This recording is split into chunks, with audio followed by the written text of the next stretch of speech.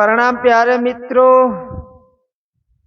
सवर ज्ञान भाग 5 ની અંદર આપણે એક રામબાણ ઇલાજની વાત કરી। આજે આપણે સવર જ્ઞાનના 3 પ્રયોગની વાત કરશું અને એક રામબાણ ઇલાજની વાત કરશું કે આ શરીરની અંદર કોઈ પણ જગ્યાએ દુખાવો હોય, દર્દ હોય તો વગર દવાએ મટી શકે છે એવો રામબાણ ઇલાજ છે સવર જ્ઞાનની અંદર। આજે આપણે એને વિસ્તારથી સમજવાની કોશિશ કરશું અને સવર જ્ઞાનની અંદર જે 3 પ્રયોગની વાત છે એ પ્રયોગ એટલા બધા સરળ છે કે કોઈ પણ વ્યક્તિ એક પ્રયોગને અપનાવે તો પહેલા જ દિવસે એની અનુભૂતિ થાય છે, પહેલા જ દિવસે એનું રિઝલ્ટ મળે છે। કે કોઈ પણ એક પ્રયોગને અપનાવવામાં આવે તો એનું રિઝલ્ટ આજને આજ મળે છે કે એ પ્રયોગ આજ અપનાવી અને એનું રિઝલ્ટ કાલ મળે એવી વાત નથી। બહુ જ મહત્વના પ્રયોગ છે કે સવર જ્ઞાન છે અને મહાવિદ્યા ગણવામાં આવે છે। કારણ કે જે સવર છે, સવર એટલે આપણે એક હાર્મોનિયમની અંદરથી જે સૂર નીકળે એને પણ સવર ગણવામાં આવે છે। પણ આ જે સવરની વાત છે, આપણે જે શ્વાસ ઉચ્છ્વાસની ક્રિયા કરી રહ્યા છીએ એને સવર કહેવામાં આવે છે। અને એ જે સવર છે, એ જે સૂર છે, એ સૂર આ બ્રહ્માંડની શક્તિ છે, આ બ્રહ્માંડની મહાશક્તિ ગણવામાં આવે છે। કારણ કે આપણું જે આત્મા અને શરીરનું જે જોડાણ છે, એ જોડાણનો જે સેતુ છે એ શ્વાસ છે, એ સવર છે। તો સવર જ્ઞાન એને મહાવિદ્યા એટલા માટે ગણવામાં આવે છે કે એ વિદ્યા એટલી બધી કારગર છે, એની માથે પ્રયોગ કરવાથી વ્યક્તિને સ્વયંને અનુભૂતિ થાય છે। કોઈને પૂછવા જવાની જરૂર નથી, માત્ર એનો પ્રયોગ કરવાથી એની અનુભૂતિ કરી શકાય છે। અને એનો પ્રયોગ એટલા બધા સરળ અને સહજ છે કે એમાં કોઈ અલગથી સમય આપવાની જરૂર નથી, કોઈ પૈસાની પણ જરૂર નથી, કોઈ ખર્ચ કરવો પડે એવી વાત નથી। અને મહત્વની વાત એ છે કે એ વિદ્યાને અપનાવવાથી કોઈ બીજી વ્યક્તિને પણ ખબર પડતી નથી, એટલી બધી સહજ અને સરળ વિદ્યા છે। તો એની માથે પ્રયોગ કરી અને આપણે આ સવર જ્ઞાનને સમજવાની કોશિશ કરશું। 2-3 મિત્રોની કોમેન્ટ છે। એક મિત્રની કોમેન્ટ છે કે ધ્યાન કરવાથી સુરતા ઉપર ચડી જાય છે અને ઊંઘ આવતી બંધ થઈ જાય છે। એક બીજા મિત્રની કોમેન્ટ છે કે આની અનુભૂતિ કેવી રીતે કરી શકાય। અને એક ત્રીજા મિત્રની કોમેન્ટ છે કે આપણા 7 શરીર આવેલા છે એની ઉપર વિસ્તારથી ચર્ચા કરો। અને એક ચોથા મિત્રની કોમેન્ટ છે કે આ બોલે છે એ 52 બાર છે, તો એ 52 કયા કયા અક્ષર છે એને સમજાવો। કે જે 3-4 કોમેન્ટ છે બહુ જ મહત્વની કોમેન્ટ છે। આજે આપણે જે વિષય ઉપર ચર્ચા કરવા જઈ રહ્યા છે એની અંદર એનો જવાબ આપવાનો પ્રયાસ કરશું।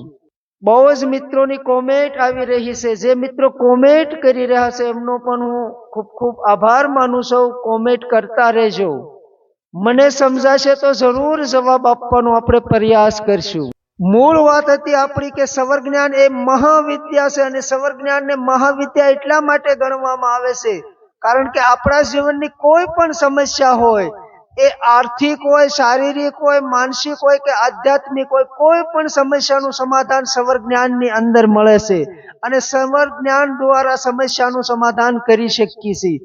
કારણ કે એ મહાવિદ્યા છે અને મહાવિદ્યા એટલા માટે કહેવામાં આવે કે એ જે સવર છે, જે સૂર છે, આપણે જે શ્વાસ ઉચ્છ્વાસની ક્રિયા કરી રહ્યા છીએ એ બ્રહ્માંડની શક્તિ છે અને એ બ્રહ્માંડની શક્તિ છે એટલે જ એને મહાશક્તિ કહેવામાં આવે છે, મહાવિદ્યા કહેવામાં આવે છે। પછી આપણી આર્થિક સમસ્યા હોય તો એ સવર દ્વારા આપણે રિદ્ધિ સિદ્ધિ પ્રાપ્ત કરી શકીએ છીએ અને આધ્યાત્મિક સમસ્યા હોય તો આધ્યાત્મિકની દરેક સમસ્યાનો હલ એ સવર દ્વારા થઈ શકે છે। એ પ્યાસની તૃપ્તિ ત્યારે જ મળે છે કે જ્યારે આપણને આ સવરનું જ્ઞાન થાય કે આપણે જે શ્વાસ ઉચ્છ્વાસની ક્રિયા કરી રહ્યા છીએ એ શક્તિ શું છે, જ્યારે આપણે એને જાણી લઈએ છીએ ત્યારે જ આપણને જે પ્યાસ આપણી છે એ પ્યાસ તૃપ્ત થાય છે।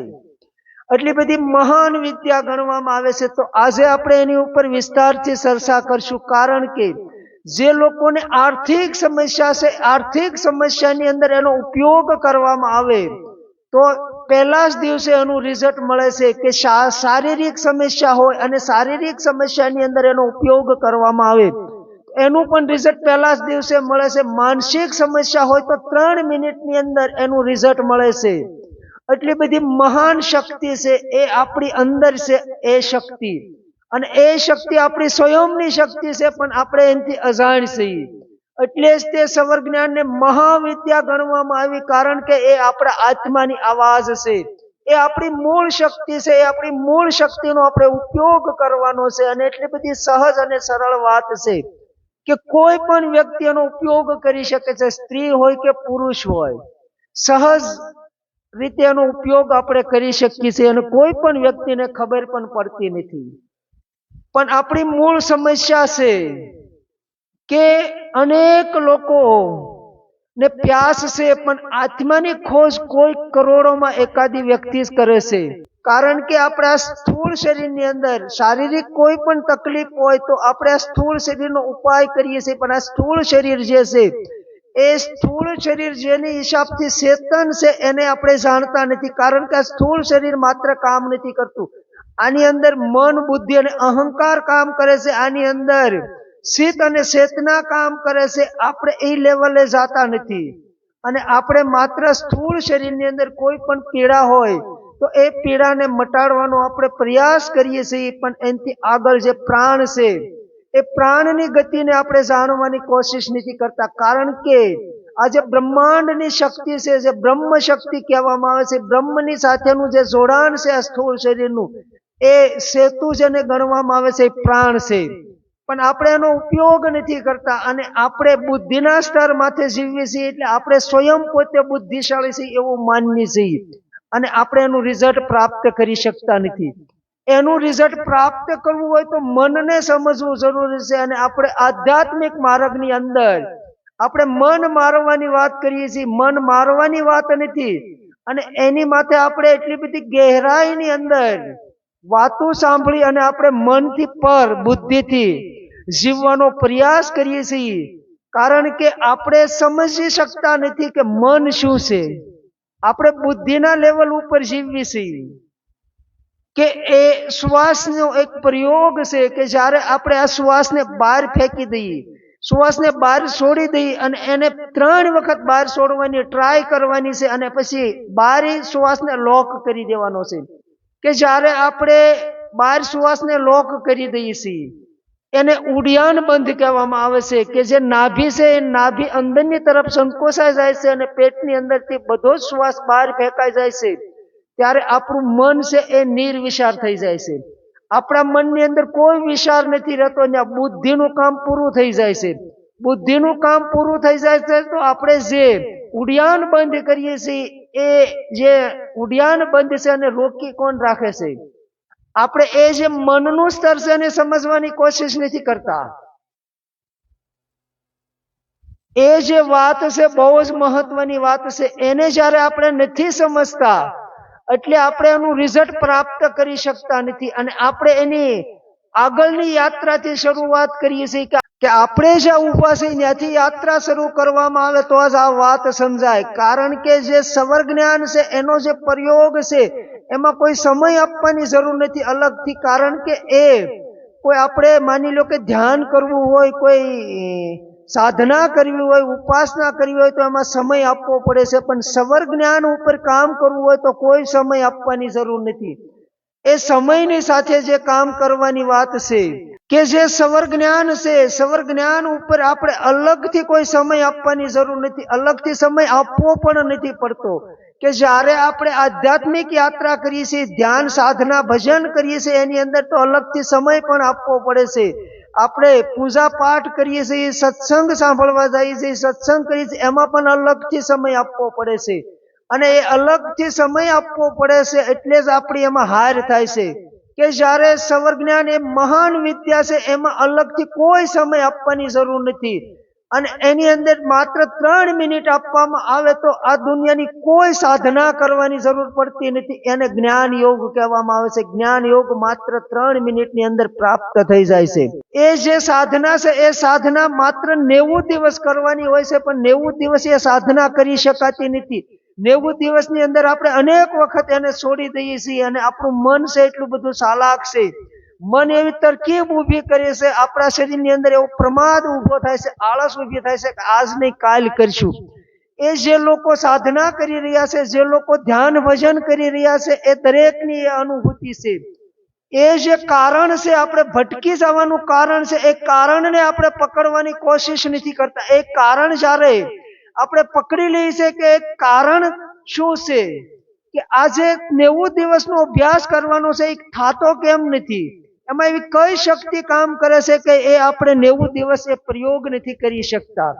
એ લાખો કરોડો માણસોની સમસ્યા છે. એ જે સમસ્યા છે, એ જે કારણ છે, એ કારણને આપણે સમજી જઈએ તો આપણે કોઈ પણ સાધના કરવાની જરૂર પડતી નથી. આધ્યાત્મિકની અંદર આપણો પ્રવેશ થઈ જાય છે. આપણી આત્માની ઓળખાણ આપણે કરી શકીએ છીએ એ કારણને પકડવા માત્રથી. એને જ તે જ્ઞાન યોગ કહેવામાં આવે છે કે જ્ઞાન દ્વારા એ પ્રાપ્ત થાય, ને જ્ઞાન દ્વારા જ્યારે પ્રાપ્ત થાય છે ત્યારે કોઈ સાધના કરવી પડતી નથી. પણ એ થોડી દૂરની વાત છે. એની આપણે અનુભૂતિ કરવી હોય. એક મિત્રની કોમેન્ટ છે કે એની અનુભૂતિ કેવી રીતે થાય, તો અનુભૂતિ કરવા માટે કોઈ સમય નથી આપવાનો. સવર જ્ઞાનના 2-3 પ્રયોગ છે, એમાંથી એક પ્રયોગ માથે આપણે અભ્યાસ કરીએ તો પહેલા જ દિવસે અનુભૂતિ થાય છે. તો આજે આપણે એની ઉપર વિસ્તારથી ચર્ચા કરવા જઈ રહ્યા છીએ. બહુ જ મહત્વની વાત છે, ધ્યાનથી સાંભળજો. જ્યારે આપણે આદિ માનવ હતા, અને આદિ માનવ હતા ત્યારે પ્રથમ પહેલા અંકની ઉત્પત્તિ થઈ, અને અંકની ઉત્પત્તિ થઈ, અંકમાંથી ભાષા ઉત્પન્ન થઈ, અને આપણે સભ્ય બન્યા, અને સભ્ય બની અને આપણે પરિવારનું નિર્માણ કર્યું. કે જ્યારે પ્રથમ પહેલા અંકની ઉત્પત્તિ થઈ અને અંકની ગણનામાંથી જ્યોતિષ શાસ્ત્રની ઉત્પત્તિ થઈ. પ્રથમ પહેલા જ્યોતિષની ઉત્પત્તિ ગણવામાં આવે છે. કે જે લોકો જ્યોતિષને માને છે, જ્યોતિષ શાસ્ત્રને માને છે, કે જે લોકો જ્યોતિષાચાર્ય આગળ જન્મ પત્રિકા બનાવી અને જીવનની સમસ્યાનું સમાધાનના ઉપાય કરે છે, અને એ જ્યારે ઉપાય કરે છે, એ ઉપાય એટલા બધા સહજ અને સરળ હોય છે, પણ એ ઉપાય વચ્ચે છૂટી જાય છે. એ ઉપાય પૂર્ણ કરી શકતા નથી અને આપણું મન અડગી જાય છે, અને આપણે બીજા જ્યોતિષાચાર્ય આગળ જઈએ છીએ, અને એ જ્યોતિષના ચક્કરમાં આપણે પડ્યા છીએ, પણ એ જે ઉપાય કરવામાં આવે છે એ ઉપાય પૂર્ણ નથી કરી શકતા, અને આપણું મન ડગી જાય છે. એનું કારણ શું? એ કારણને આપણે પકડવાની કોશિશ નથી કરતા, અને આપણે એમાં સતત બુદ્ધિનો ઉપયોગ કરી અને પ્રયાસ કર્યા કરીએ છીએ, અને આપણને નિષ્ફળતા મળે છે. કે કારણ આપણને જડી જાય કે ઉપાય આપણે કરી કેમ શકતા નથી, એ ઉપાય આપણા કેમ પૂર્ણ નથી થતા, એનું કારણ શું? એ કારણને જ્યારે આપણે પકડી લઈએ ને ત્યારે આપણે મૂળ જ્યોતિષને સમજી શકીએ છીએ. ત્યારે જ આપણે જ્યોતિષની અંદર આપણો પ્રવેશ થાય છે. કે એ બહુ જ મહાન વિદ્યા ગણવામાં આવે છે. જ્યોતિષ વિદ્યા છે એ મહાન વિદ્યા છે, કારણ કે એ આદિ અનાદિથી બધાની પહેલા જ્યોતિષની ઉત્પત્તિ થઈ. કે જે લોકો વાસ્તુશાસ્ત્રને માને છે, વાસ્તુશાસ્ત્ર પણ એક વિદ્યા છે, એને પણ એક મહાન વિદ્યા ગણવામાં આવે છે. અને વાસ્તુશાસ્ત્રની વિદ્યા છે એની રચના વિશ્વકર્માએ કરી. 10,000 વર્ષ પહેલાની વાત છે. એ આદિ અનાદિકાળથી ચાલી આવે છે. અને જે લોકો વાસ્તુશાસ્ત્રને માને છે અને એના ઉપાય કરાવે છે, અને એને ઉપાય એટલા બધા સહજ અને સરળ હોય છે, પણ એ ઉપાય કરતા કરતા જીવનની અંદર કોઈ સમસ્યા આવે છે, તો એ સમસ્યાને લઈ અને આપણું મન ડગી જાય છે, અને એ ઉપાય આપણથી છૂટી જાય છે. ઉપાય આપણે પૂર્ણ કરી શકતા નથી, અને આપણે એની અંદર પીડાઈએ છીએ. જે લોકો વાસ્તુશાસ્ત્રને માને છે એ લોકોને અનુભવ છે કે મહાપ્રયાસ કરવા છતાં મન એમાં સ્થિર કરી શકાતું નથી, મન ડગી જાય છે, અને ઉપાય આપણે પૂર્ણ કરી શકતા નથી. એ જે પૂર્ણ નથી થતો ઉપાય, એનું કારણ શું છે? એ કારણને આપણે પકડવાની કોશિશ નથી કરતા. કે જ્યારે એ કારણને આપણે પકડી લઈએ છીએ ત્યારે મૂળ વાસ્તુશાસ્ત્રની સ્થાપના આપણા શરીરની અંદર થાય છે. વાસ્તુશાસ્ત્ર છે એ મૂળ આપણા શરીરની વાત છે, કારણ કે આ શરીરની અંદર 10 દરવાજા છે, અને આ શરીરની અંદર અનેક બારીઓ, અનેક ખડકીઓ ગણવામાં આવે છે. કે જે આપણે પ્રાણ અપાનની જે ક્રિયા કરી રહ્યા છે એ માત્ર આપણે નસકોરા દ્વારા, નાક દ્વારા નથી થતી. આ પૂરી બોડી, આપણું પૂરું શરીર છે એ પ્રાણ અપાનની જે ક્રિયા ચાલી રહી છે, પૂરું શરીર કરી રહ્યું છે. એ જે અનુભવી લોકો છે એને ખ્યાલ છે કે આપણા શરીરની અંદર 10 દરવાજા છે, અને આપણા શરીરની અંદર સેલ્સ જેને કહેવામાં આવે છે, જે છિદ્ર છે, એ છિદ્ર દ્વારા પણ પ્રાણ છૂટે છે, અપાન છૂટે છે, અને પ્રાણ આપણે લઈએ છીએ. કે જ્યારે આપણે એક વાસ્તુશાસ્ત્રને આપણા શરીરની અંદર સ્થાપિત કરીએ કે ત્યારે જ આપણે નેગેટિવ ઉર્જાથી મુક્ત થઈ શકાય છે, ત્યારે જ આપણે પોઝિટિવ ઉર્જા દ્વારા વાતાવરણને આપણે પોઝિટિવ બનાવી શકીએ છીએ. એ જે વાત છે બહુ જ મહત્વની વાત છે કે જે લોકો પ્રાણ સાધના કરી રહ્યા છે, પ્રાણ સાધના જે લોકો કરે છે, એ પ્રાણ સાધનાનો મિનિંગ મૂળ એટલો છે કે વાસ્તુશાસ્ત્ર આપણા શરીરની અંદર સ્થાપિત કરવામાં આવે છે, અને વાસ્તુશાસ્ત્રનું જે રહસ્ય છે એને આપણે જ્યારે સમજી જઈએ છીએ ત્યારથી જ તે વાસ્તુશાસ્ત્રની શરૂઆત થાય છે. કે જે જ્યોતિષ વિદ્યા છે એને પણ મહાન વિદ્યા ગણવામાં આવે છે. એ પણ આપણા ભીતરની ઘટના છે, બહારી જગતની વાત નથી. વાસ્તુશાસ્ત્ર છે એ પણ આપણા ભીતરની ઘટના છે, બહારની વાત નથી. આધ્યાત્મિક યાત્રા છે એ પણ અંતરયાત્રા ગણવામાં આવે છે, કારણ કે એ બહારી જગતની વાત નથી. એ જે ત્રણ વિદ્યા છે એને મહાવિદ્યા ગણવામાં આવે છે, અને એ જે મહાવિદ્યા છે એ ત્રણ વિદ્યા માથે પૂરું જગત સમસ્યા ગોતી રહ્યું છે, પૂરું જગત સમસ્યાના સમાધાન ગોતી રહ્યું છે. અને એ જે સમસ્યાના સમાધાન મળતા નથી અને એમાં ભટકવું પડે છે, એનું જે કારણ છે એ કારણ છે મૂળ, કે જે સવર વિદ્યા છે એ સવર વિદ્યાને આપણે જાણતા નથી. કે જે લોકો આધ્યાત્મિક યાત્રા કરે છે એને જ એની અનુભૂતિ થયેલી હોય છે. જ્યારે આધ્યાત્મિક યાત્રાની અંદર ઊંડા ઉતરીએ છીએ, આપણે માર્ગ ઉપર યાત્રા શરૂ કરીએ છીએ, ત્યારે એની અંદર એક પડાવ આવે છે જ્યોતિષ શાસ્ત્રનો, જ્યોતિષ શક્તિનો. એની અંદર એક પડાવ આવે છે જેને આપણે જ્યોતિષ વિદ્યા કહીએ છીએ, જેને આપણે વાસ્તુશાસ્ત્ર કહીએ છીએ, જેને આયુર્વેદ કહીએ છીએ. એના પડાવ છે એ આધ્યાત્મિક માર્ગના પડાવ છે, પણ એ પડાવને આપણે જાણવાની કોશિશ નથી કરતા. અને આપણે જે સમસ્યા ઊભી થાય છે એ સમસ્યાના જ્યારે આપણે નિરાકરણ માટે કોઈ ઉપાય કરીએ છીએ ને એ ઉપાય તૂટી જાય છે, એનું કારણ આપણે ગોતતા નથી. અનેક લોકો આધ્યાત્મિક યાત્રાની અંદર જે યાત્રા કરી રહ્યા છે, અનેક લોકો જે અંતર યાત્રા કરી રહ્યા છે, દરેકની એ સમસ્યા છે કે કોઈ પણ યાત્રાની અંદર કોઈ પણ થેરીનો ઉપયોગ કરતા હોય. આ ધરતી માથે 300 ધર્મ અને 3000 સંપ્રદાય છે. દરેક સંપ્રદાયની એક એક વિધિ ગણવામાં આવે તો 3000 વિધિ થાય, અને 3000 વિધિનો લોકો જે ઉપયોગ કરે છે, પણ એમાંથી કોઈ કરોડોમાં એકાદ વ્યક્તિ હોય છે કે એ વિધિમાં પારંગત થઈ શકે છે. વાત બહુ જ સરળ છે, બહુ જ સહજ છે, પણ આપણે એને પકડવાની કોશિશ નથી કરતા. આપણે એના કારણ ઉપર નથી ઉભા રહેતા, અને આપણે એક કારણ આપણા હાથમાંથી છૂટી જાય છે. એ વાત બહુ જ સહજ છે, બહુ જ સરળ છે. આપણે એના કારણને જાણતા નથી, આપણે એના કારણને જાણવાની કોશિશ નથી કરતા, એટલે આપણે નિષ્ફળતા આપણને મળે છે. અને એનું કારણ છે એટલું બધું સહજ અને સરળ છે કે એને આપણે પકડવું હોય તો પકડી શકાતું નથી. કે એ જે ત્રણ વિદ્યા છે, ત્રણ વિદ્યાની ઉપર જેને રાજા ગણવામાં આવે એ સવર વિદ્યા છે, અને સવર વિદ્યા સિવાય એનું કારણ આપણી હાથમાં આવતું નથી. ગૌતમ બુદ્ધ જ્યારે ઘર છોડી અને આધ્યાત્મિક યાત્રાએ નીકળ્યા, જ્યારે એ આત્માની ખોજમાં નીકળ્યા, ત્યારે પ્રથમ પહેલા 3 મહિના સુધી ઉપવાસ કરે છે, અને 3 મહિના સુધી એને અન્ન ન લીધું. અન્ન વગરના 3 મહિના ઉપવાસ કર્યા, અને 3 મહિનાના ઉપવાસ કર્યા પછી એને બોધ થયો. અને એ જે બોધનો સાર રૂપે આપણને એની વાત કરી કે ઉપવાસ કરવાથી આ સત્યની પ્રાપ્તિ થતી નથી, ઉપવાસ કરવાથી આ આત્માની ઓળખાણ નથી થતી. એ ગૌતમ બુદ્ધે અનુભવ કરી અને એની અનુભવ પ્રગટ કર્યો છે, અનુભવ સિદ્ધ વાત છે. જ્યારે ગૌતમ બુદ્ધ આત્માની ખોજમાં નીકળ્યા, અનેક વર્ષ સુધી એની અનેક પ્રયોગો કર્યા, અનેક સાધનાઓ કરી, અને એ અંતે હારી થાકી ગયા. અને એને બોધ થયો કે કોઈ સાધના કરવાથી, ઉપવાસ કરવાથી, કોઈ પ્રયોગ કરવાથી આ સત્યની પ્રાપ્તિ નથી થતી. એવો જ્યારે એને બોધ થાય છે ત્યારે એ હારી અને બેસી જાય છે. અને પૂર્ણિમાનો દિવસ હોય છે, એની માટે આખરી રાત છે. એ આખરી રાતને દિવસે ગૌતમ બુદ્ધ તમામ ક્રિયા છોડી અને સહજ રીતે બેસી જાય છે. તમામ ક્રિયાને છોડીને એકદમ રિલેક્સ થઈ અને એ આખરી રાત એની માટે છે, અને બેસી ગયા છે પ્લોઠી વાળી.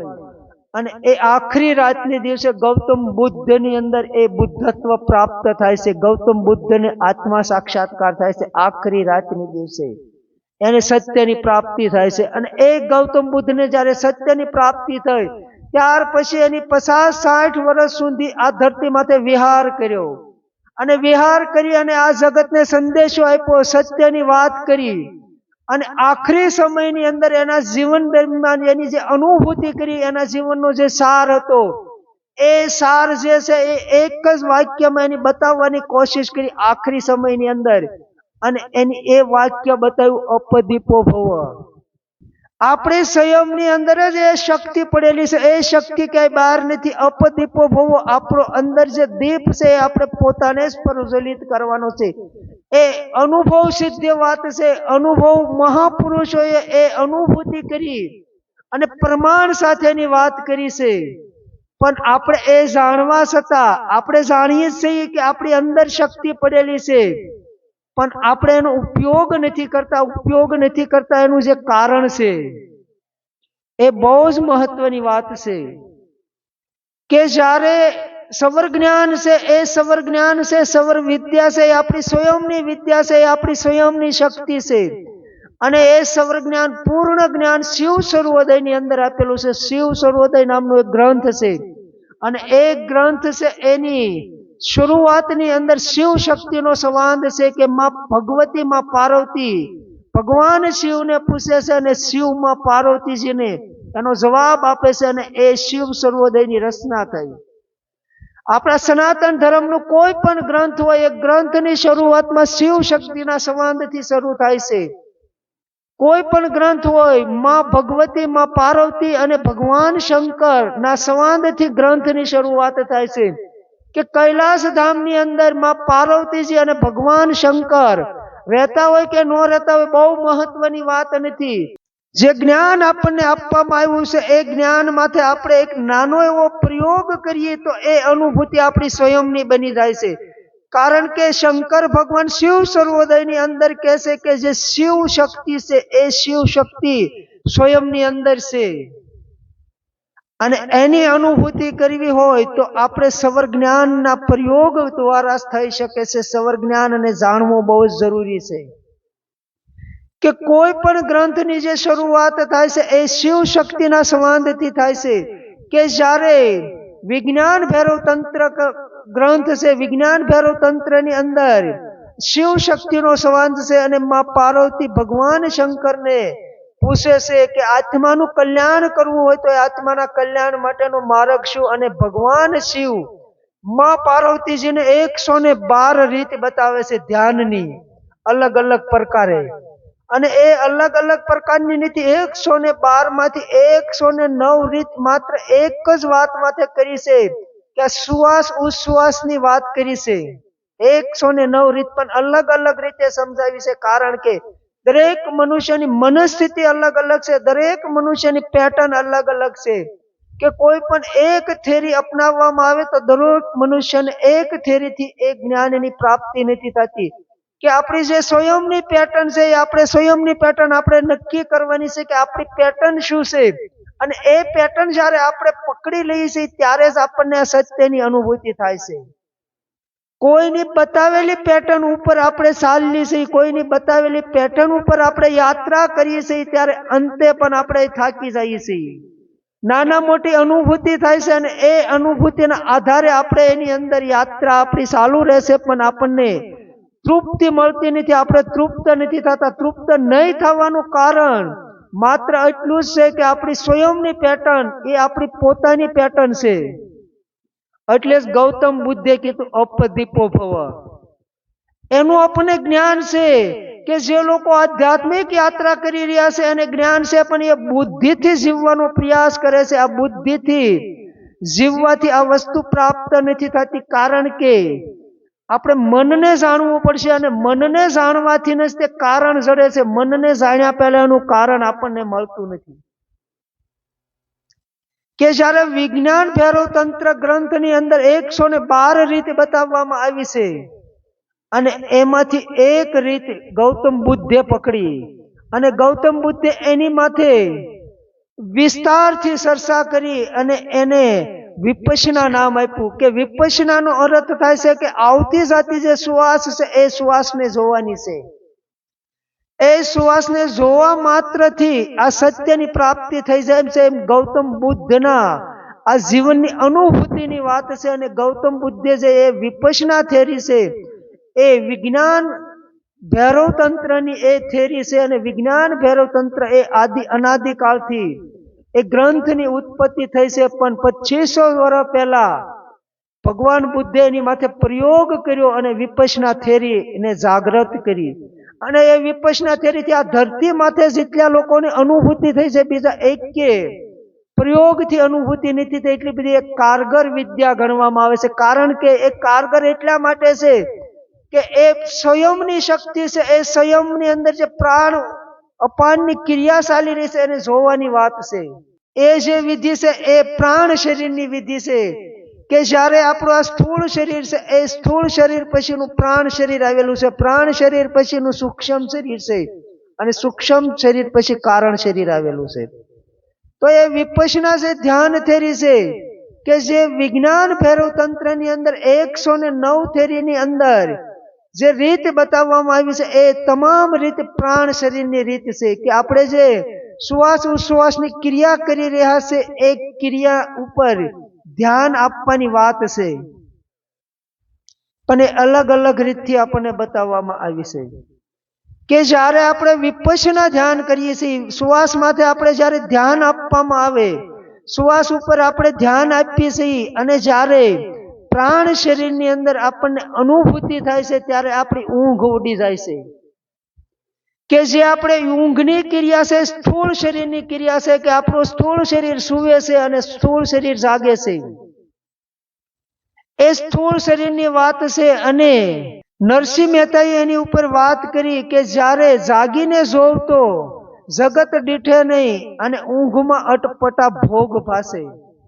એ જે નરસિંહ મહેતાની અનુભૂતિ છે, એ અનુભૂતિની વાત કરી. પણ નરસિંહ મહેતાએ કોઈ થેરી ન બતાવી, કોઈ વિધિ ન બતાવી કે એનાથી મુક્ત કેવી રીતે થઈ શકાય.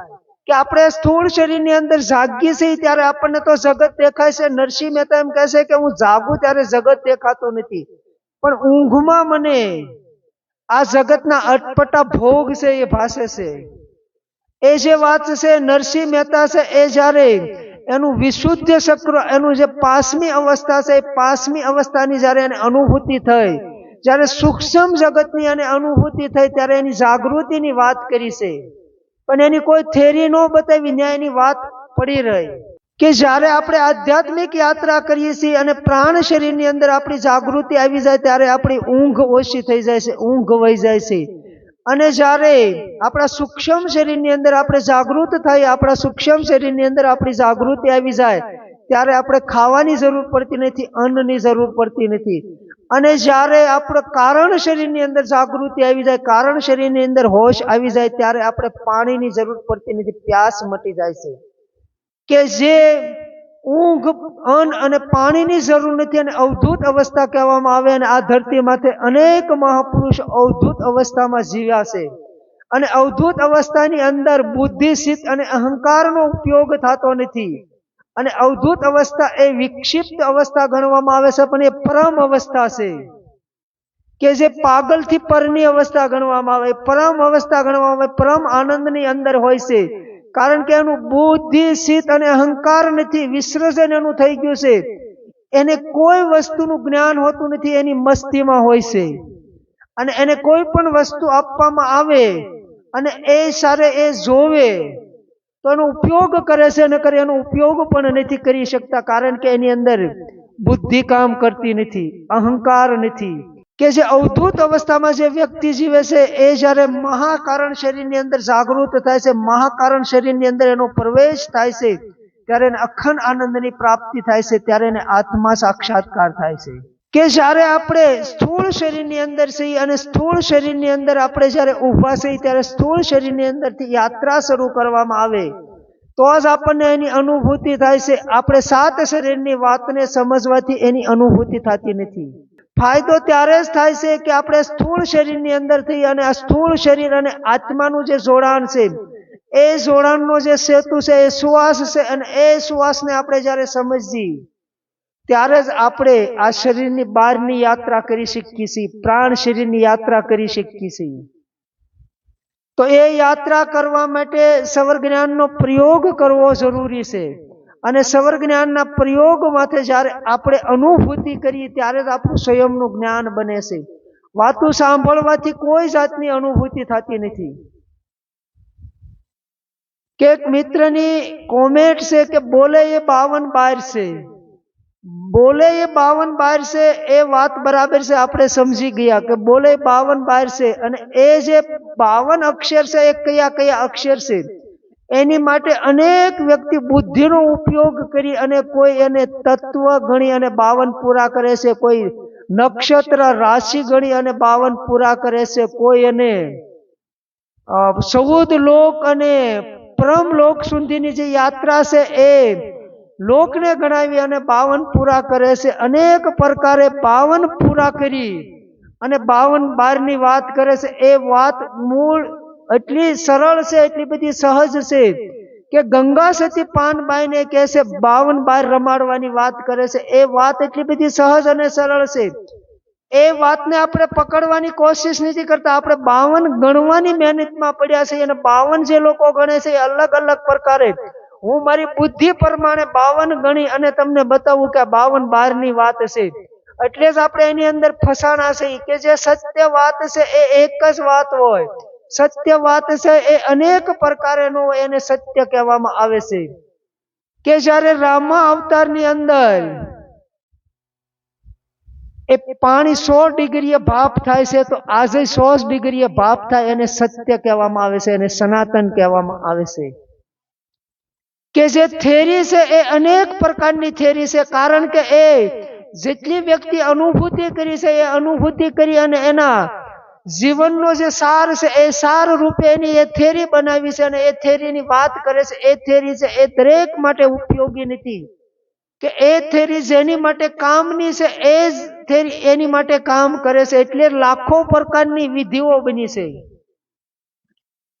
પણ આપણે એની માથે જે પ્રયોગ કરીએ છીએ એ પ્રયોગ કરવાથી એ પ્રયોગને આપણે પૂર્ણ નથી કરી શકતા. ને પૂર્ણ નહીં કરી શકવાનું જે કારણ છે એ કારણને ગોતવાની આપણે મહેનત નથી કરતા, એ કારણને જાણવાની આપણે કોશિશ નથી કરતા, એટલે આપણે ભટકીએ છીએ. કે જે આપણે શ્વાસ ઉશ્વાસની આપણી અંદર જે ક્રિયા ચાલી રહી છે, કે જે સવર જ્ઞાનના પ્રયોગની વાત છે, તો આજે આપણે સવર જ્ઞાનના પ્રયોગની વાત કરશું. પણ સવર જ્ઞાન એટલે શું એને થોડીક સમજવાની કોશિશ કરશું. કે જે આપણે શ્વાસ લઈએ છીએ, શ્વાસ અંદર લઈએ છીએ અને બહાર છોડીએ છીએ, જે શ્વાસની ક્રિયા ચાલી રહી છે, પ્રાણ ઉષ્પ્રાણની જે આપણે ક્રિયા કરી રહ્યા છીએ સતત 24 કલાક, એ આપણે નાક દ્વારા શ્વાસ લેતા હોઈએ છીએ. પણ આપણે 2 નસકોરા છે એમાંથી એક જ નસકોરામાંથી શ્વાસ અવર જવર થાય છે. કે જ્યારે આપણો જમણો સવર શરૂ હોય, જમણા નસકોરાની અંદર આપણે શ્વાસ લઈએ ત્યારે ડાબું નસકોરું બંધ હોય છે, અને ડાબા નસકોરાની અંદર જ્યારે શ્વાસ શરૂ હોય છે ત્યારે જમણું નસકોરું આપણું બંધ હોય છે. એને આપણે તપાસ કરી શકીએ છીએ. કે એને સહજ તપાસ કરવાની જે રીત છે કે એક નાકને બંધ કરી અને આપણે જોઈ શકીએ છીએ કે જે નસકોરાની અંદર વધુ પ્રમાણમાં શ્વાસનો ફોર્સ હોય એ નસકોરું શરૂ ગણવામાં આવે છે. કે જે નસકોરાની અંદર ઓછા પ્રમાણમાં શ્વાસની અવર જવર થાય છે એ શ્વાસ બંધ ગણવામાં આવે છે.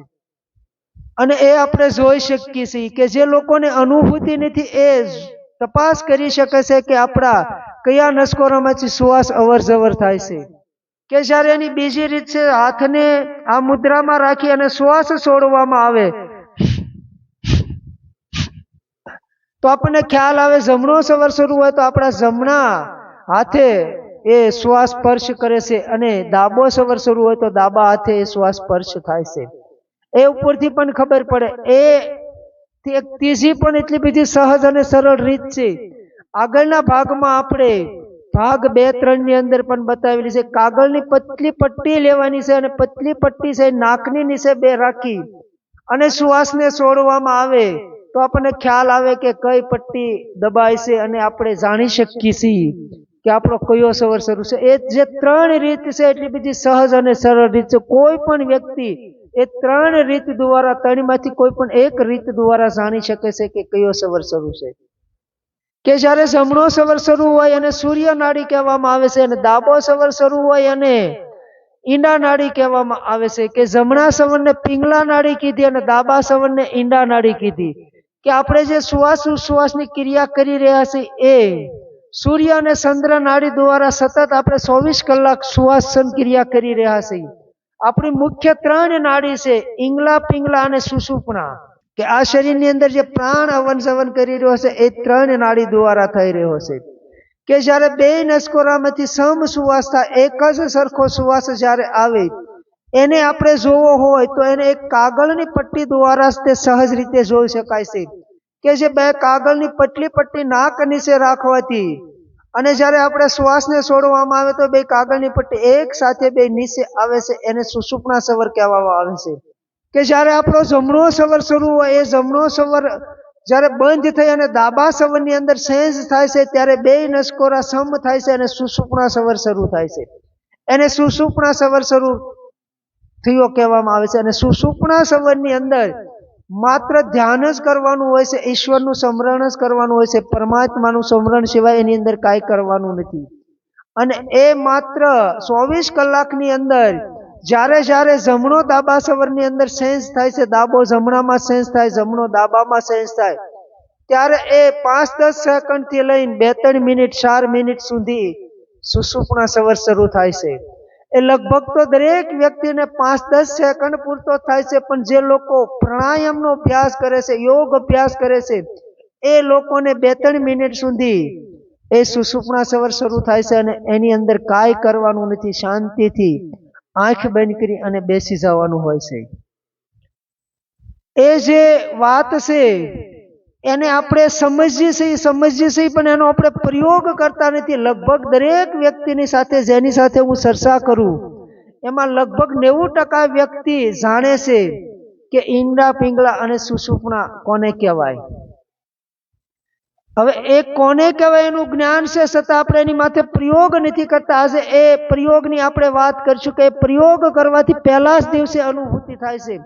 કે જે લોકોને આર્થિક સમસ્યા હોય, આર્થિક સમસ્યાનો હલ એ સવર દ્વારા થઈ શકે છે. જે લોકોને શારીરિક તકલીફ છે, જે લોકોને માનસિક તકલીફ છે, એનો પણ હલ એ સવર દ્વારા થઈ શકે છે. જે લોકોને આધ્યાત્મિક યાત્રા કરવી છે, જે લોકોને સત્યની પ્રાપ્તિ કરવી છે, એનો એ પરમ માર્ગ છે જે સવર જ્ઞાન છે.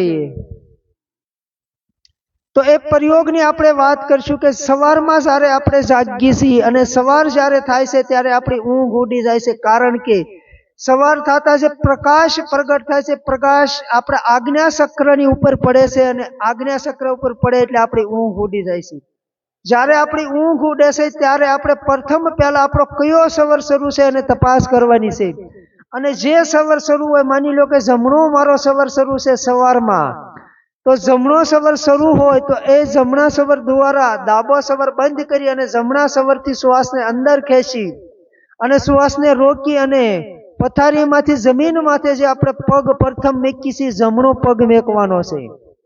અને જ્યારે ડાબો સવર શરૂ હોય તો જમણો સવર બંધ કરી ડાબા સવરથી શ્વાસને અંદર ખેંચી અને પ્રથમ પથારીમાંથી જમીન માથે પગ હેઠો મેકી એ ડાબો પગ મેકવાનો છે. અને આપણે દિવસની શરૂઆત કરવાની છે. બહુ સહજ અને સરળ આ પ્રયોગ છે. કે જ્યારે આપણે નાસ્તા પાણી નાહી ધોઈ અને નાસ્તા પાણી કરી ફ્રેશ થઈ અને જ્યારે આપણે ધંધે જઈએ છીએ, બહાર નીકળીએ છીએ, ત્યારે ઘરની બહાર જ્યારે આપણે પહેલો પગ મેકી, ઘરનું જે મેન ગેટ છે ઉમરું છે, ઉમરાથી પહેલો પગ બહાર મેકી, ત્યારે આપણો જમણો સવર શરૂ હોય તો શ્વાસને અંદર ખેંચી અને જમણો પગ બહાર મેકવાનો છે. ડાબો સવર શરૂ હોય તો શ્વાસને અંદર ખેંચી અને ડાબો પગ બહાર મેકવાનો છે. અને આપણે જે બિઝનેસ કરતા હોય, ઓફિસે જતા હોય, ધંધો કરતા હોય, તે આપણે જઈએ છીએ કે જ્યાં એ ઓફિસની અંદર પ્રવેશ કરીએ, આપણો કોઈ પણ બિઝનેસ હોય, આપણે ખેતી કરતા હોય અને આપણે ગેટની અંદર પગ મેકીએ ત્યારે આપણો જે સવર શરૂ હોય એ પગ અંદર પહેલો મેકવાનો છે.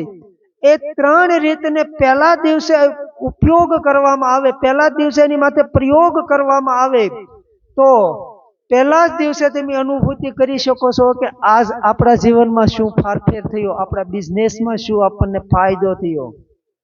બહુ જ મહત્વની વાત છે અને એટલો બધો સહજ અને સરળ પ્રયોગ છે કે કોઈ પણ વ્યક્તિ એ પ્રયોગને અપનાવી શકે છે. અને એનો બીજો પ્રયોગ છે કે જે લોકોને અનુભૂતિ કરવી હોય તો પહેલા જ દિવસે કેવી રીતે થાય કે જ્યારે આપણો ચંદ્ર સવર શરૂ હોય છે જ્યારે આપણો ડાબુ નસકોરામાંથી સવાર અવર જવર થાય છે ત્યારે પાણી પીવાનું છે કે આપણે જેટલું પીએ કે 1 glass 2 glass 3 glass litre 1.5 litre જે આપણે પાણી પીએ કે એટલું પાણી પીવાનું છે અને પાણી પીધા પછી આપણે જ્યારે યુરિન કરીએ છીએ જ્યારે આપણે પેશાબ કરીએ છીએ ત્યારે એ પેશાબ છે એકદમ પાણી જેવો સફેદ પેશાબ આવે અને સરળ રીતે આવે છે પેશાબ અટકી અટકીને આવે છે એ ચંદ્ર સવનની અંદર ડાબા સવનની અંદર પાણી પીવે અને એને 1 કલાકની અંદર અનુભૂતિ થાય છે અને એ વ્યક્તિ જ્યારે જમણો સવર શરૂ હોય ત્યારે પાણી પીવે એ 1.5 લીટર નહીં 2 લીટર 3 લીટર જેટલું પાણી સામે એટલું પીવે અને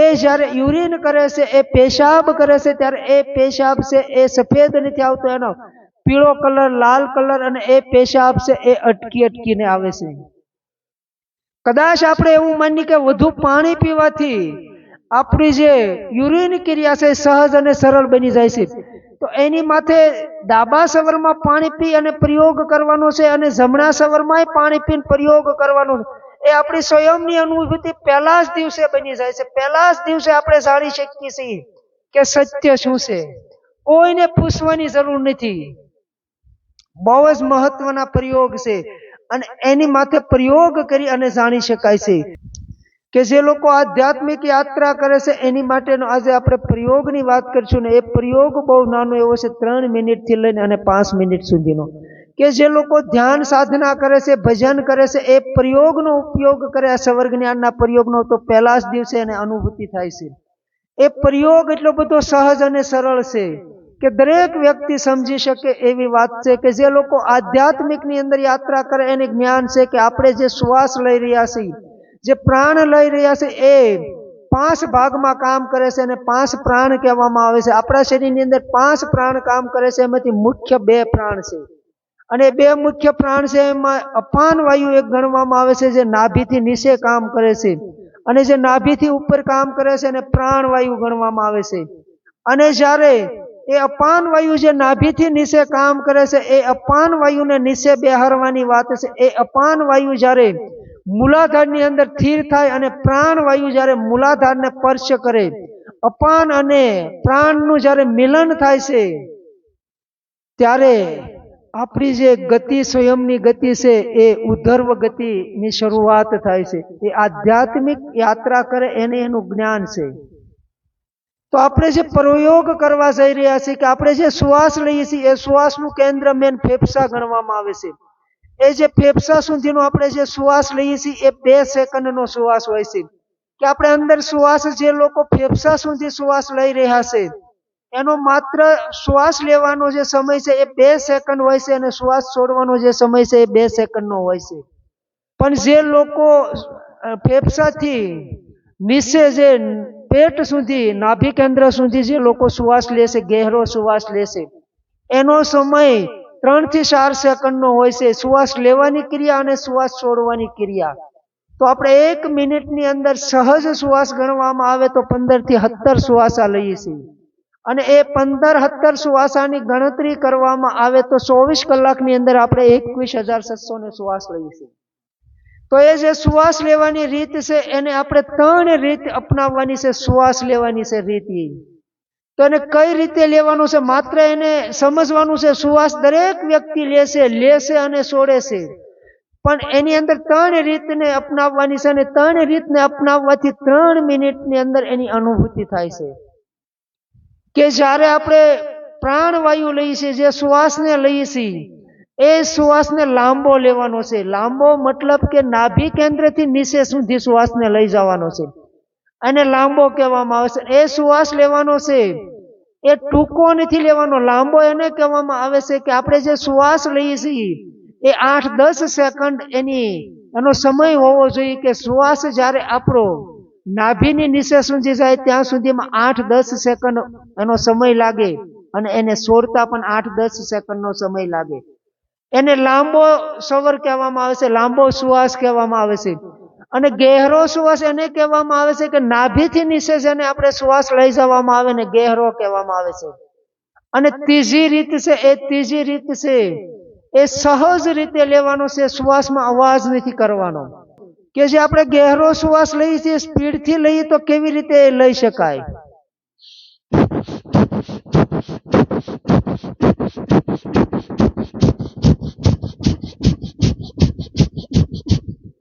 સ્પીડ થી લીધો. આપણે એ નાભીથી નીચે પણ લઈ જઈ શકીએ છીએ. ગહેરો શ્વાસ કહેવામાં આવે અને ભસ્રિકા પ્રાણાયામ કહેવામાં આવે. ભસ્રિકા પ્રાણાયામ અંદર આપણે ગહેરો શ્વાસ લઈએ છીએ પણ ટૂંકો શ્વાસ લઈએ છીએ. અહીંયા આપણે લાંબો શ્વાસ લેવાનો છે કે જે શ્વાસ લઈ છે એની અંદર અવાજ ન થવો જોઈએ, સહજ રીતે લેવાનો છે. અને એ જે શ્વાસ લેવાની રીત છે એ લાંબી હોવી જોઈએ, 7-8 સેકન્ડની. અને નાભીથી નીચે મૂલાધાર સુધી અને ગહેરાઈમાં લઈ જવાનો છે. અને એ જે શ્વાસ છોડવાનો છે એની અંદર પણ અવાજ ન થવો જોઈએ, એ ધીરે ધીરે સહજ રીતે છોડવાનો છે. એ જે શ્વાસ લેવાની રીત છે એની અંદર 3 વસ્તુ અપનાવવાની છે: લાંબો શ્વાસ, ગહેરો શ્વાસ અને એકદમ સહજ શાંતિથી લેવાનો છે. એ આધ્યાત્મિક યાત્રા કરે છે એ માત્ર 3 મિનિટનો પ્રયોગ કરે, 3 થી 5 મિનિટનો, તો એને 5 મિનિટની અંદર અનુભૂતિ થાય છે. પણ એ 5 મિનિટનો જે સમય છે એ સમયને આપણે સમજતા નથી. અનેક લોકો એનો અનુભવ કરે છે, અનેક લોકો એનો પ્રયોગ પણ કરે છે, પણ એ પ્રયોગ અધૂરો બતાવવામાં આવે છે. કે કોઈ પણ વ્યક્તિ 5 મિનિટ નહીં, 10 મિનિટ એની માટે અભ્યાસ કરે તો અનુભૂતિ નથી થતી, કારણ કે પ્રયોગ અધૂરો છે. અધૂરો કેવી રીતે છે કે કેવી રીતે એની શરૂઆત કરવાની છે એ મહત્વની વાત છે. કે માની લો આપણે અહીંથી ગુજરાતથી દિલ્હી જવું હોય, અમદાવાદથી દિલ્હી જવું હોય તો ફ્લાઇટમાં જઈએ તો 1 કલાક ને 20 મિનિટ થાય પહોંચતા. જ્યારે આપણે ટ્રેનમાં જઈએ છીએ ત્યારે 14 કલાક થાય છે. તો એનો મતલબ એવો નથી કે આપણે દિલ્હી 1 કલાક ને 20 મિનિટમાં પહોંચી જાય. 1 કલાક ને 20 મિનિટ એ ફ્લાઇટની યાત્રા છે, એ હવાઈ જહાજની યાત્રા છે, પણ આપણે 45 મિનિટ ત્યાં બોર્ડિંગ માટે વહેલા જવું પડે છે. અને આપણે 1 કલાક વહેલા જઈએ છીએ, આપણા ઘરથી નીકળીએ અને 2 કલાકનો સમય, અને એરપોર્ટ જ્યારે આપણે પહોંચીએ અને એરપોર્ટથી ઉપડી ત્યારે 1 કલાક ને 20 મિનિટે પહોંચી જઈએ, પણ દિલ્હીના એરપોર્ટમાંથી બહાર નીકળતા 1 કલાક 1.5 કલાક લાગે છે. કુલ 3-4 કલાકનો સમય લાગે છે આપણે દિલ્હી પહોંચવામાં. પણ આપણે એવું માનીએ છીએ કે 1 કલાક ને 20 મિનિટમાં પહોંચી જઈએ છીએ. એ વાત છે એ સમજવાની છે કે આપણે જે 7 કલાકની ઊંઘ કરીએ છીએ એ ઊંઘની અંદર જ્યારે આપણે સુષુપ્તિ ગહેરાઈમાં જઈએ છીએ, ગહેરી ઊંઘની અંદર જઈએ છીએ, માત્ર આપણે 20-25 મિનિટ કે 30 મિનિટ, પણ એને સમય લાગે છે 3 કલાકથી 3.5 કલાક કે આપણે એ ગહેરી ઊંઘમાં પહોંચતા સમય લાગે છે. 30 મિનિટ આપણે ગહેરી ઊંઘની અંદર આપણે જઈએ છીએ અને 30 મિનિટ પછી એ ગહેરી ઊંઘમાંથી નીકળતા બીજી 3-3.5 કલાક લાગે છે. એટલે એને 7-8 કલાકની ઊંઘ ગણવામાં આવે છે. કે માત્ર આપણે જે સુષુપ્તિ ગહેરી ઊંઘ લીધી, માત્ર 30 મિનિટની લીધી, પણ એ 30 મિનિટની ઊંઘ લેવા માટે આપણે 7-8 કલાક સૂવું પડે છે. તો પ્રયોગ જેટલા છે એ પ્રયોગ કેવી રીતે કરવાના એની રીતની આપણને ખબર નથી, એટલે આપણને એની અનુભૂતિ થતી નથી. કે જ્યારે એ ગહેરો શ્વાસ અને લાંબો શ્વાસ લેવાનો જે રીત છે, ખાલી 1 મિનિટ લેવાથી એની અનુભૂતિ થઈ જાય છે, પણ એની રીતની ખબર પડે તો. કે જ્યારે આપણે આધ્યાત્મિક યાત્રા જે લોકો કરે છે અને ધ્યાનની અંદર જ્યારે બેસે છે ત્યારે એ કોઈ પણ આસનની અંદર બેસે, કોઈ પણ એની પોઝિશન હોય અને ધ્યાનની શરૂઆત કરે ત્યારે 10 મિનિટ પછી ધ્યાનની શરૂઆત થાય છે. 10 મિનિટ પછી આપણી આસનની બેઠક મળે છે. કે જ્યારે 10 મિનિટ આપણે બેસીએ છીએ અને 10 મિનિટ આપણે શ્વાસા માથે ધ્યાન આપીએ ત્યારે 10 મિનિટ પછી આપણી જે પોઝિશન છે એ પોઝિશન આપણને મળે છે, આપણી બેઠક મળે છે. એ જ્યારે આપણે પોઝિશનમાં આવી જઈએ, ધ્યાનની બેઠક જ્યારે આપણને પ્રાપ્ત થાય ત્યાર પછી આપણે આ પ્રયોગ 3 મિનિટ કરવાનો છે, 5 મિનિટ કરવાનો છે. અને એ 5 મિનિટ પ્રયોગ કર્યા પછી પણ આપણે 5-10 મિનિટ શાંતિથી બેસવાનું છે. એનાથી બહાર નીકળવા માટેનો પણ સમય લાગે છે. તો એ જે પ્રયોગની રીત છે એ રીત પ્રમાણે પ્રયોગ કરવામાં આવે તો પહેલા જ દિવસે જે લોકો અનુભવ કરી રહ્યા છે ધ્યાનની અંદર, એ જે અનુભવ વારંવાર નથી થતો, એનાથી પરની યાત્રા પહેલા જ દિવસથી શરૂ થઈ જાય. એટલો બધો એ મહત્વનો પ્રયોગ છે. કે કોઈ પણ વસ્તુ હોય એની જે શરૂઆત છે એની સમય મર્યાદા હોય છે, અને એ સમય મર્યાદાને સમજવી બહુ જ જરૂરી હોય છે. અને એને જ્યારે આપણે સમજી જઈએ ત્યારે જ આપણે એનું રિઝલ્ટ પ્રાપ્ત કરી શકીએ. આ જગતની અંદર આપણને જ્ઞાન બધી જ પ્રકારનું છે, આપણે હોશિયાર છીએ, આપણે બુદ્ધિનો ઉપયોગ પણ કરીએ છીએ, પણ એ પ્રયોગ છે એ અધૂરો બતાવવામાં આવે છે. અને જે શાસ્ત્રોની અંદર એ પ્રયોગ બતાવવામાં આવ્યા છે એ માત્ર પ્રયોગ જ બતાવવામાં આવ્યા છે, એટલે પ્રયોગ કરવાથી કોઈ અનુભૂતિ નથી થતી. શાસ્ત્રની અંદર જે પ્રયોગ બતાવ્યા એ સત્ય પ્રયોગ છે, એ અનુભૂતિ કરેલા પ્રયોગ છે, પણ એ શાસ્ત્રના પ્રયોગથી આપણને અનુભૂતિ નથી થતી. એનું કારણ માત્ર એટલું છે કે પ્રયોગ કરવાનો જે આગળ પાછળનો સમય છે એ સમયને આપણે જાણતા નથી.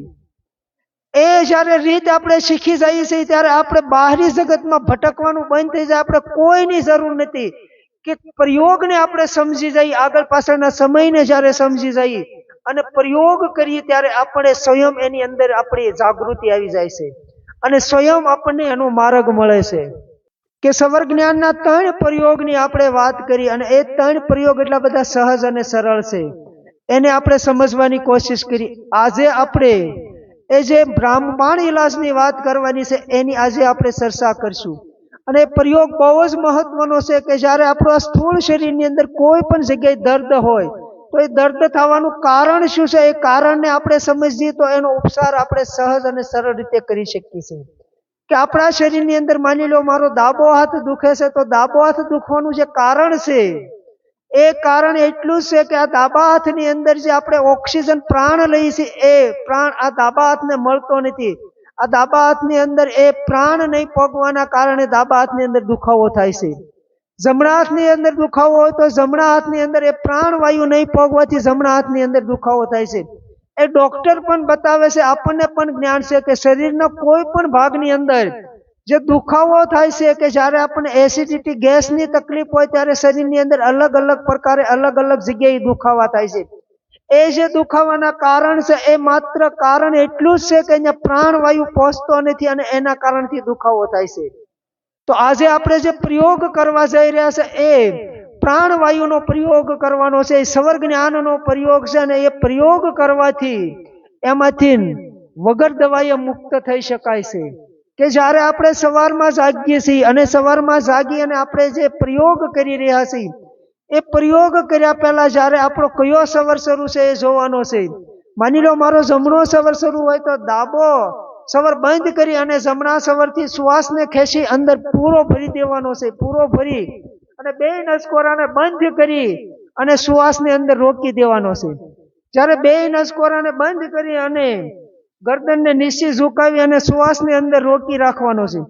શ્વાસને અંદર એટલો ટાઈમ રોકી રાખવાનો છે કે જ્યારે પૂરું શરીર શ્વાસ છોડવાની કોશિશ ન કરે ક્યાં સુધી કે એ આપણે જ્યારે આપણે શ્વાસ છોડવાની અંદરથી આપણને એવી તલબ જાગે કે હવે આપણે શ્વાસ અંદર નહીં રાખી શકીએ અને આપણા શરીરની અંદર કંપન આવી જાય છે. એ પ્રયોગ કરવાથી આપણને ખ્યાલ આવશે. આપણા શરીરની અંદર જ્યારે કંપન આવી જાય ને શ્વાસને આપણે ન રોકી શકીએ ત્યારે શ્વાસને છોડવાનો છે. એ 5 વખત એ પ્રયોગ કરવાનો છે ને 5 વખત પ્રયોગ કરવામાં વધુમાં વધુ 5-7 મિનિટનો સમય લાગે છે. અને 5-7 મિનિટનો રોજ પ્રયોગ કરવાથી 7 દિવસની અંદર આપણે જોઈએ કે એવું રિઝલ્ટ આવે છે. એને મહા રામબાણ ઇલાજ ગણવામાં આવે છે. અને 7 દિવસ એની માથે પ્રયોગ કરવાથી આપણા શરીરની અંદર દુખાવો હોય તો મટાડી શકાય છે. અને એનો બીજો એ પ્રયોગ છે કે આપણા શરીરની અંદર કોઈ પણ જગ્યાએ જે લોકોને ગેસની તકલીફ છે, એસિડિટીની તકલીફ છે, એના શરીરની અંદર અલગ અલગ અંગની અંદર દુખાવો થાય છે. અનાયસને એ દુખાવો એટલો બધો થાય છે કે આપણે એને સહન ન કરી કે એ જ્યારે દુખાવો થાય છે ત્યારે પ્રથમ પહેલા કયો સવર શરૂ છે એ જોઈ લેવાનો છે. આપણો ડાબો સવર શરૂ હોય તો ડાબા સવરને બંધ કરી દેવાનો છે અને આપણે જમણા શ્વાસથી શ્વાસ લેવાનો પ્રયાસ કરવાનો છે. માત્ર એ 10 સેકન્ડથી લઈને 1 મિનિટની અંદર એક દર્દ ગાયબ થઈ જાય છે. એની માથે પ્રયોગ કરી અને તમે અનુભવ કરો તો એ અનુભવ તમારો બની જાય છે. તમારે કોઈની આગળ શીખવા જવાની જરૂર નથી. માત્ર એને એક વખત એની માથે પ્રયોગ કરી અને આપણે એનો અનુભવ પ્રાપ્ત કરી લઈએ તો એનો માર્ગ છે એ સ્વયંની અંદરથી મળે છે અને એની આગળની યાત્રા શરૂ થાય છે. તો એ જે રામબાણ ઈલાજ છે, રામબાણ ઈલાજનો પ્રયોગ કરી અને આપણે એનો અનુભવ કરી અને રોગમાંથી મુક્ત થઈ શકાય છે. તો આજે આપણે સવર જ્ઞાનના 3 પ્રયોગની વાત કરી, એક રામબાણ ઈલાજની વાત કરી. આપણે નેક્સ્ટ ટાઈમ એનથી પણ આગળ વિસ્તારથી ચર્ચા કરશું. સવર જ્ઞાન છે એ શરૂઆત છે, જન્મ છે, જન્મથી લઈ અને મૃત્યુ સુધીની જે યાત્રા છે, મૃત્યુથી લઈને મૃત્યુલોકથી લઈને જે સતલોક સુધીની યાત્રા છે, એ માત્ર જે યાત્રા છે એ યાત્રા સવર થકી જ થાય છે અને સવરના જ્ઞાન દ્વારા જ એમાં આપણે પારંગત થઈ શકીએ છીએ, અનુભવ કરી શકીએ છીએ. અને એ જે વાત છે એ અનુભવ સિદ્ધ વાત છે. મહાપુરુષોએ અનુભવ કરી અને અનુભવ સિદ્ધ એના જે જીવનની અનુભૂતિ છે એ અનુભૂતિ રૂપે આપણને એક શબ્દમાં, કોઈ એક વાક્યમાં પ્રગટ કરી અને બતાવી છે. પણ આપણને એની આગળ પાછળનું જ્ઞાન નથી, અને આગળ પાછળનું જ્ઞાન નથી એટલે આપણને એની અનુભૂતિ થતી નથી. નેક્સ્ટ ટાઈમ આપણે કે જે જ્યોતિષ વિદ્યા છે, જે વાસ્તુશાસ્ત્ર વિદ્યા છે, જે આધ્યાત્મિક માર્ગની અંદર આપણે યાત્રા કરી રહ્યા છીએ, એની અંદર જે આપણી રૂકાવટ આવે છે એનું કારણ શું, એ કારણને સમજવાની આપણે કોશિશ કરીશું. આજે આપણે એની ઉપર ઘણી બધી વિસ્તારથી ચર્ચા કરી કે એનું કારણ શું છે, અને એ કારણને પકડી લઈ તો કોઈ સાધના કરવાની જરૂર નથી, એ સ્વયં અનુભૂતિ કરી શકાય છે. અને અહીંયા હું મારી વાતને પૂરી કરું છું. આજે આપણે ઘણી બધી ચર્ચા કરી. મારી વાતમાં કોઈ ક્ષતિ રહી ગઈ હોય, કોઈ ભૂલચૂક હોય તો એને સુધારી અને સમજવાની કોશિશ કરજો. તમારી અનુભૂતિ બનાવજો, અને તમારી અનુભૂતિ એ તમારી અનુભૂતિ છે. મારી અનુભૂતિ મુજબ હું વાત કરી રહ્યો છું. એમાં કોઈ ભૂલચૂક હોય તો એને સુધારવાનો પ્રયાસ કરજો. અને જે જ્ઞાની મહાપુરુષો છે એમને હું વંદન કરું છું કે મારી વાત ધ્યાનથી સાંભળી, અને એનો ખૂબ ખૂબ આભાર માનું છું. તમને ન સમજાય તો કોમેન્ટ કરજો. મારી કોઈ ભૂલચૂક હોય તો મને મારી ભૂલ બતાવવા માટે પણ કોમેન્ટ કરી શકો છો. તમારી કોમેન્ટનો હું ગુરુના રૂપમાં સ્વીકાર કરીશ. એ વાત સાથે અસ્તુ. હરિઓમ તત્સત.